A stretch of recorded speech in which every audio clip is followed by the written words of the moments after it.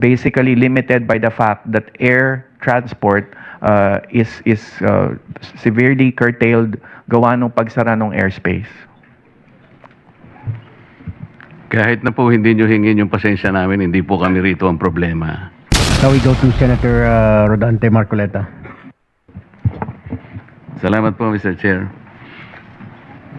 Dito po sa briefing ninyo, 1,416 po yung nagre-request ng repatriation. Do you confirm the figure, Secretary Hans? Pareho ba kayo ng...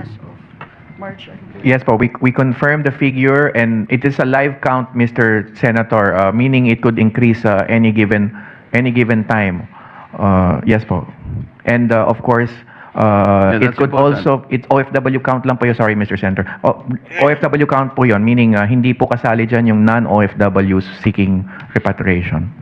Ito muna, 1,416 as of March 2. Pareho po kayo ng... Okay. And I think it's combined. That's not Okay po. Nag-agree kayo dito sa data. Yes po, yes po. On a per... So March 2 pa po ito, March 4 na tayo ngayon. What happens? Ilan po yung na-repatriate natin? Sa ngayon po, it's around a little, around 2,000 at this stage, Mr. Senator. Pero, Hindi, again, sinasabi ko 1,416 ito March 2. March 4 na tayo ngayon. March 6. Ang March 6, 4 days. Ilan po dito yung na-repatriate natin? Yun lang po yung tanong. Senator, yan po yung requests for repatriation. So it's around, the number would be around in the area of 2,000, let's say, at this stage, Mr. So Senator. lahat ng ito nakabalik na? Hindi po, hindi po. Requests for repatriation pa ho yan. Hindi po, Meaning- ganito yan hindi lang- Let's use this as the test of the response of the government. As of March 2, nagre-request po ng repatriation ito. All of them feels the potential danger to their life. Tama? So, kailangan Yes. nating aktuan to. 1,460. After 4 days, ang tinatanong lang po ng komite, Yes. ilan po ang na-repatriate? Sa ngayon po, still undergoing po tayo ng repatriation stage. So, wala pa pong na-repatriate after 4 days. Meron pong mailan-ilan, kabilang po sila doon sa Sabihin mga po natin nanubalik. kung ilan. 1,416. Let's be specific. Ito pong test natin Itong mga taong ito ang nagre-request dahil alam nila merong danger sa buhay nila. So nag-request po sila. Ang sabi po ng Secretary no ASEC, this is a country team response. Yes. Sa ngayon po, Mr. Senator, with the two Emirates flights that brought in around 60 OFWs, then that number will be reduced by 60. But rest assured, yung balanse po niyan, ongoing po ang repatriation effort natin, Mr. Senator. Mr. Chair, I am not getting the right answer here. Napakasimple po ng tanong ko. Out of 1,416, 4 days ago, ilan ang na-repatriate? Yun lang po kasimple. Yes, ang sinasabi ko po, Mr. Senator, we will subtract the 60 that had returned from the two Emirates flights for the last 2 days. So 1,400 less. It's around 1,300 remaining still, Mr. Senator. That is how we reply to the potential dangers. Mr. Senator, as I mentioned po at the outset of our presentation, the current repatriation effort still ongoing. There are at least six fronts. Mr. Secretary, ang sinasabi natin, this is not yet the worst scenario. March 2, nagbigay na sila, nagpapagibik na sila, napapasaklolo na sila. This is one country team approach, sabi ni ASEC. Out of 1,416, 60 ang na-repatriate natin. This is not the kind of response. Mr. Senator, ang hinihingi lang ho namin ay konti pang panahon dahil Hindi, currently naintindihan ko po yun. we are Naintindihan ko po undertaking yun. the repatriation effort. We're crossing them over by land. Secretary, Sarado po. what I am presenting is a one-country approach. Hindi po tayo dapat mag-away-away dito. I am using this as a test kung gaano po ang level of response natin today. Kaya gusto nating hanapin yun. Wala pa po yung worst-case scenario. Ang sinasabi natin kanina, paano kung magkaroon ng worst-case scenario? For example, naging hindi na 1,416, naging 14,000 na kagad. So para lang ma-determine natin kung gaano ka-adept ang level of response natin. Yun lang ang punto rito. Okay. Bago mo sagutin, may interject, Senator Marcoleta. Secretary Gakdak and ASEC Tago, saan ho tayo nahihirapan? Because, tama po, yung tanong po, malinaw, 1,400 plus, pero out of that, 60 pa lamang po. Bakit po tayo nahihirapan? Bakit hindi po natin maiuwi, mai-repatriate, maialis yung 1,400 na yan at madala sa safe na lugar? I think that's the question na Senator Marcoleta is asking. Saan po kayo nahihirapan? Bakit kayo nahihirapan? Bakit tayo nahihirapan at hindi natin maialis, mailagay sa safe na lugar yung 1,400 na yan, Yes. Secretary? Sa ngayon po kasi sarado ang airspace sa lahat ng bansa na covered ng requests for repatriation. Kaya't ang options po natin is land crossing. Kaya yun po ang isasagawa natin. Ang ating pong sinasagawa ngayon is to ensure that when we transport them by land, ito po ay safe. Ang element of risk is low. Kaya hindi po ganun kasimple, marami po tayong tao, kaya yung volumes that we intend to transport will have to ensure na ang land route is safe. By and large, the land route will take around 2 to 3 hours travel when you're speaking of the land route out of UAE, for instance, or the land route out of Israel.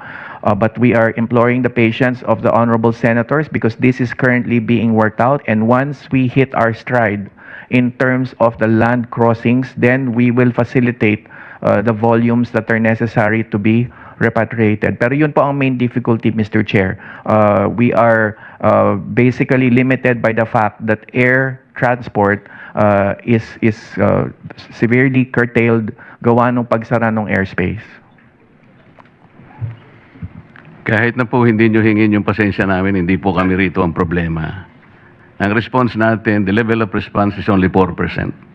Nagpapagibik po sila, napapasaklolo, natatakot po sila. Yun po yung dapat nating makita. Hindi ko po kayo sinisisi. Ang sinasabi ko lang, gawa tayo ng paraan kung paano yung takot po nila ay maibsan kaga as soon as possible. Wala po kaming sinisisi dito. Tinitingnan lang po namin yung akmang response ng gobyerno because sabi ni ASEC, at tama naman yun, this is a one-country team response. It doesn't seem to be that way. Kasi nga, 4 days, 4% po yung ating output. Secretary, yun lang gusto ko sabihin. Okay. Taken, Mr. Senator, I completely understand where you're coming from. We also have our marching orders from the President. And we will get the job done, Mr. Senator. And tama po kayo, ang sagot namin ay dapat bukod sa inyo ay mismo sa ating mahal na OFWs. Thank you. We are just opening the avenues, the tracks, the pathways to repatriation. And so we will get the job done. We will do precisely that, Mr. Senator. Thank you for your assurance, Secretary. Mr. Chair, madidisrupt talaga yung supply ng langis natin doon sa pagkakasara ng Iran ng Strait of Hormuz. So, ang nakikita ko po rito, dapat meron ng nag-usap na yung at least 5 departamento na dapat ay tumutok dito. Halimbawa, yung DOE, yung DA, DTI, DOLE, DepEd, sapagkat maapektuhan hindi lang ang industry natin, agriculture, manufacturing, pati yung manggagawa natin. Sino po kaya ang pwedeng magsalita sa isa o kung meron na pong nakapag-usap na po itong 5 departamento na dapat sana ay magbigay sa amin ng ilang impormasyon kung paano magre-react po ang importanteng departamento sa impact po ng kawalan ng langis in the days to come. Sino po ba ang meron po ba talaga na nakapag-usap na? Siguro, Senator Marcoleta, DOE, o kung hindi, ito pong Executive Director natin ng Foreign Trade Service. Kaya, Ang akin po kasing expectation, Mr. Chair, dahil one country team approach, palagi sanang ganun, hindi yung isa-isang magsasalita dito, hindi ko naman makonect-connect kung paano ngayon magkakatulungan itong mga, halimbawa, yung siguro pinaka-chairman dito, yung DepEd, siya kasi yung planning, sa yung economic planning and development, pagkatapos, kukunin niya yung input ng DTI, ng DOE, at saka ng DA, DOLE, Para sa ganun, isa lang ang magsasalita. Ito po yung approach natin. Ganito po ang gagawin natin. Mr. Chair, Kung isa-isa po baka... hindi po kami ang central department on that matter, but I can attest that in the cabinet, this president took this up extensively with the relevant departments. Hindi naman kita sinali rito Hindi, Ito lamang muna kasi marami ka ng gawain sex hands. Punong-puno ka na. Senator Marcoleta, with your indulgence, I think Executive Director Benedicto? Sir, Can you answer that? Mukhang tumataas kayo ng kamay. magandang umaga po, Senators. Si Secretary Go po nung Monday, nagpatawag po siya ng meeting. Although I don't have visibility po at my level kung ano po yung nangyari sa meeting. But I know that he called for a meeting already with the economic team. And also, may mga succeeding po meeting with, as mentioned by Secretary Han, sa Malacanang level po. So, but we'll give you updates po later on regarding po ano po yung mga coordination na nangyari. But DTI po is also very closely monitoring the situation. Kasi po ang in-expect namin, nag-usap na kayo on your own Para madali. Ito po hindi... Madalian po kasi ito So, kung sasabihin nyo sa amin na nag-meeting po yung nagpatawag ng meeting, hindi po yun ang gusto naming marinig. Pasensya na po kayo, no? Ang impact po kasi nito kalat Yung industry, agriculture, yung workers, DOE, paano ba natin? Ganun po yung gusto namin. Anyway, sana po mabilis na maibigay ninyo para... Hindi po yung isa-isa. Mahirap pong i-connect yun. Hindi naman po kami masyadong mabilis umunawa na pagdugtong-dugtongin namin. Mas madali po kasi kung united na po yung approach, mas madali po naming maintindihan yun. Isang tanong na lang, Chair, ano? Go ahead, Senator. Yung pong Yusek Echanova, Yes, Your Honor, sir. may tanong po sa inyo kanina, ang sabi po ninyo, wala pa naman kayong naririnig na ulat na medyo may potential na danger po sa... Naghihintay po ba tayo ng ulat sa labas o kailangan po tayo tayo nang gumagawa ng ulat? Sir, yung mga report po kasi, sir, ini-evaluate po natin yan, sir. And we are determining kung very significant po or hindi. Kasi Yun nga po, but we if don't you are want to dependent unduly... on outside sources, Yes, sir. doon lang kayo gagalaw pag mayroong... Hindi naman po, sir. We're taking the precautions, sir. What I'm trying to say, sir, is pag mga significant na po talaga yung mga balita natin, of course, we have certain protocols for certain things, sir. Ganito As po far kasi- as operational details, sir, I am not at liberty to divulge the operational details. No. But, We're not asking you operational details. Ganito po yan Nakita po natin na nag-rest back ang Iran. Pinagbibiran niya yung mga karatig bansa na kung saan nakikita nilang merong mga bases ang Amerika, di ba? Karaniwan naman ganun Kasi po dito merong EDCA sa atin. Na hindi ba niya nakikita yung potential noon? Sapagkat palagi nating sinasabi, the military bases, tayo po ang we remain full control, management, and ownership of this. Pero kung titingnan po ninyo sa Article 3 ng EDCA, malinaw naman po doon.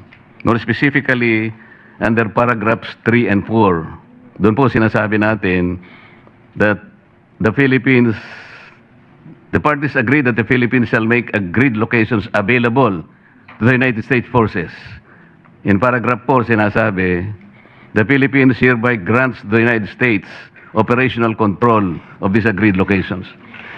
Iran might understand this as something that is potentially harmful to them also. Kung halimbawa ganun pagkakaintindi niya, hindi niyo ba tiningnan ito? Were you able to explain to Iran, wag po ninyong iintindihin na ganun. Baka pati po kami isama ninyo dyan sa kung ano man ang pinag-uusapan ninyo. Kung hindi ninyo pinagkaunawaan, wag niyo po kami sasali dahil ganito. Naintindihan kaya ng Iran? Kasi po baka sabihin niyang ganito Yun po yung gusto ko namin sabihin kasi may potential danger talaga. Tapos sasabihin nyo sa amin wala naman po kaming... yung iniisip ng Iran, hindi nyo naiisip. Sir, iba po kasi yung question kanina ni Hindi pala, Honorable... Sabihin niyang ganito Yun po yung gusto ko namin sabihin kasi may potential danger talaga. Tapos sasabihin nyo sa amin wala naman po kaming... Yung iniisip ng Iran, hindi nyo naiisip. Sir, iba po kasi yung question kanina ni Hindi pala. Honorable Pabayaan mo na yung Pangilinan, question sir. kanina. Sinabi ko lang yun Yes, sir. dahil may premise lang. May I respond, sir? Sir, in the first, ang EDCA site po, sir, ay hindi po siya American bases. Hindi nga niya naiintindihan Yes, sir. ng gano'n. Ikaw naman. These are Philippine bases po, sir. Yes. So, in terms of the nature of bases probably in the Middle East and the Philippines, sir, magkaiba po yun, sir. Kasi yung base po sa Middle East, sir, there are semi-permanent or permanent American bases, sir. So, nandun po yung mga supply depots nila, may deployment po ng personnel. Marami pong personnel ng US doon. Dito po sa atin, wala po, sir. Kasi ang EDCA sites po natin, sir, are Philippine bases that are only made available to them if we allow them. Ganun po yun, sir. Tayong And dalawa. right now, sir, if I may finish. Tayong sir. dalawa nagkakaintindihan tayo dyan. Ang sinatanong ko sa'yo, naiintindihan kaya ng Iran yan? Well, I cannot answer for O you, sir. yun. Hindi- Kaya nga, dapat, medyo mayroong potential danger. Yun ang gusto sana na makita din ninyo. Hindi na natin alam kung anong gusto nilang gawin ngayon. Kailangan nakahanda tayo sa lahat. Salamat po, Mr. Chair.